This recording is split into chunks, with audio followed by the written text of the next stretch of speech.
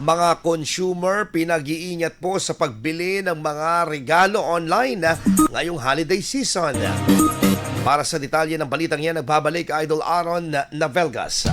104.7 IFM. Report! Nagpaalala ang Department of Trade and Industry Region 1 sa publiko na maging maingat sa pagbili ng mga regalo online ngayong holiday season upang maiwasan ang problema sa produkto o serbisyo.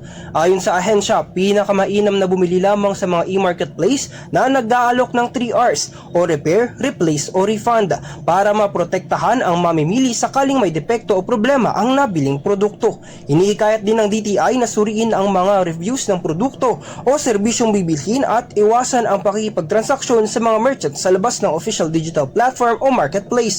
Bukod dito, pinapayuhan ang mga consumer na ikumpara ang presyo at kalidad ng produkto sa iba pang online merchants dahil anila ang maingat na canvassing ay susi upang makaiwas sa scam sa mga transaksyon. Kasama mo sa IFM News Dagupan, Idol Aaron Navelgas sa TAC IFM. IFM News. IFM News. IFM.